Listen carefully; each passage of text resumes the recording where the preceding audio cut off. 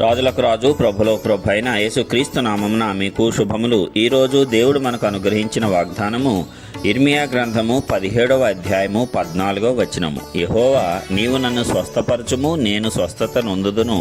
నన్ను రక్షించుము, నేను రక్షింపబడుదును. నేను స్తోత్రించుటకు నీవే కారణభూతుడవు. ప్రియులారా, ఈ వాగ్దానాన్ని గనక మనం గమనించినట్లయితే భక్తుడు చేయుచున్నటువంటి విజ్ఞాపన, యెహోవా నీవు నన్ను స్వస్థపరచుము, నేను స్వస్థత నొందుదును. అంటే దేవుడే స్వస్థపరచాలి. ఏదైనా మనల్ని బాగు చేయాలి అంటే మనలను సృష్టించిన వాడే, మనలను నిర్మించిన వాడు మాత్రమే చేయగలడు. ఆయన ఇచ్చేటువంటి స్వస్థత శాశ్వతమైనట్టుగా ఉంటుంది.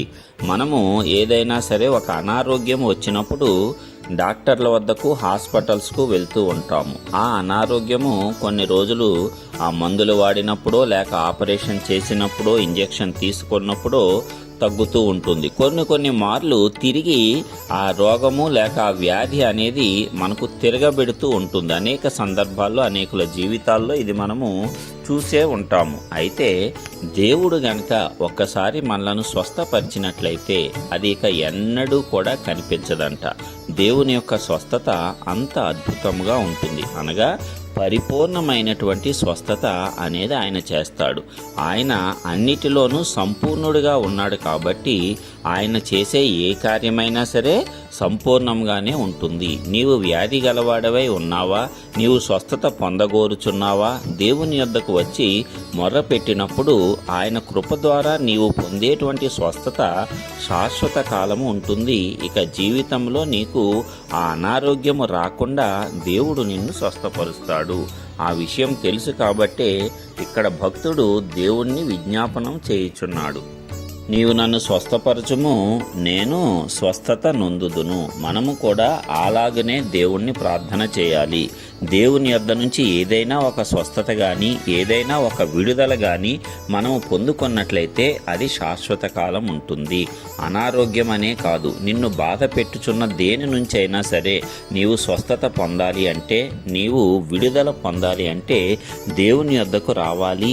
ఆయన అనుగ్రహించినప్పుడు అది నీకు శాశ్వతంగా దూరమవుతుంది. ఇక నీ జీవితంలో ఎన్నడూ కూడా దానిని చూడనేరవు. అదేవిధంగా దేవుడే మనలను రక్షించినట్లయితే ఆ రక్షణ కూడా నిలిచి ఉంటుంది. ఇతరులు నిన్ను ప్రమాదంలో నుంచి రక్షించినప్పుడు మరలా నీవు ప్రమాదంలో పడేటువంటి అవకాశము ఉంటుంది. అయితే దేవుడు నిన్ను రక్షించినప్పుడు ఆ రక్షణ ఎల్లప్పుడూ కూడా నిలిచి ఉంటుంది.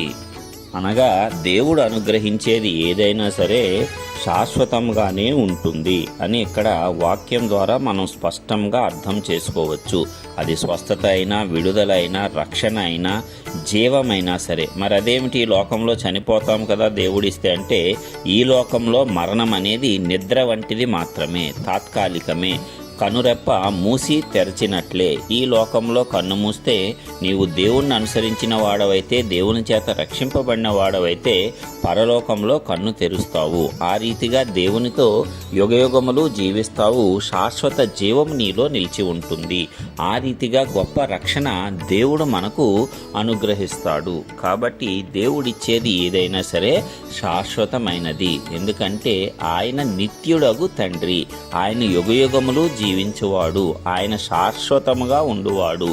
కాబట్టి ఆయన మన పట్ల చేసే కార్యాలు కూడా శాశ్వతముగా నిలిచి ఉంటాయి. అందుకే మనము ఏ శ్రమ సంభవించినా, ఏ కష్టము వచ్చినా, ఏ దుఃఖ పరిస్థితులైనా సరే ఆయన యొద్దకు వెళ్ళినప్పుడు శాశ్వతమైన పరిష్కారాన్ని పొందుకోగలుగుతాము. మనం మనుషుల వద్దకు వెళ్ళి లోకాన్ని ఆశ్రయించినట్లయితే కొన్ని పరిష్కారాలు లభించవచ్చేమో, కానీ అవి తాత్కాలికమైనవే. ఆ తర్వాత ఇంకా ఎక్కువగా అవి నిన్ను ఇబ్బంది పెట్టుచూ ఉండవచ్చు. కానీ దేవుని యొద్దకు వచ్చి నీవు పరిష్కారాన్ని పొందుకున్న తర్వాత ఆ పరిష్కారం ఎల్లప్పుడూ శాశ్వతంగా ఉంటుంది. ఇక ఎన్నడూ నీవు చూడవు. అదేవిధంగా మరి 430 సంవత్సరాలు తమను బానిసలుగా చూసినటువంటి ఐగుప్తీలను ఒక్క రోజులోనే దేవుడు తమను అద్భుత రీతిగా ఎర్ర సముద్రాన్ని చీల్చి నడిపించి విడిపించుట చేత ఆ ఇశ్రాయేలు ప్రజలు ఇక ఎన్నడూ చూడలేదు. ఆ రీతిగా శాశ్వతమైనటువంటి శత్రువులను ఆయన తొలగించి వేసి సంతోషాన్ని, ఉత్సాహాన్ని, సమాధానాన్ని, ఆనందాన్ని వారికి కలుగజేశాడు. ఎప్పుడైతే ఆ రీతిగా అద్భుతమైన విడుదల దేవుని ద్వారా వారు పొందుకున్నారో వారు దేవుణ్ణి స్తోత్రించటం మొదలుపెట్టారు, స్తుతించటం మొదలుపెట్టారు. మనము కూడా అంతే.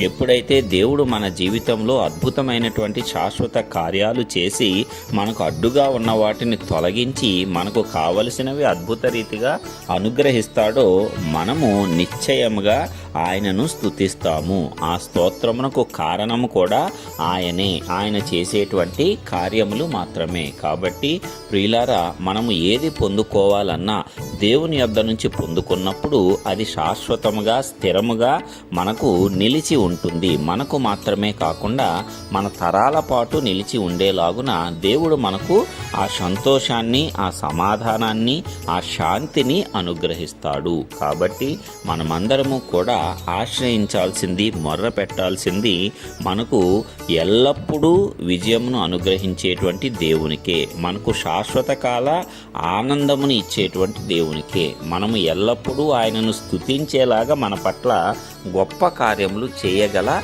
సర్వశక్తిమంతుడైన దేవునికే. మరి ఈ వాక్యం ద్వారా మనమందరము బలము నొంది ఎవరైతే మనకు శాశ్వతమైనటువంటి స్వస్థతనిస్తారో, ఎవరైతే మనకు నిత్యమైనటువంటి రక్షణ కల్పిస్తారో వారి యొద్దకే మనం వెళ్దాము, వారినే మనం ఆశ్రయిద్దాము. వారి ద్వారానే మనం మేలులు పొందుకొని వారు చేసినటువంటి ఉపకారములకు మనమందరము కూడా స్తోత్ర గీతములు పాడి సంతోషిద్దాము. ఈ రీతిగా మనమందరము నిత్యము ఆ దేవుణ్ణి స్తుతించటానికి ఆ పరిశుద్ధాత్మ దేవుడు మనందరి జీవితాలలో గొప్ప కార్యములు చేయాలని యేసు పరిశుద్ధ నామమున ప్రార్థించుచున్నాను. ఆమేన్.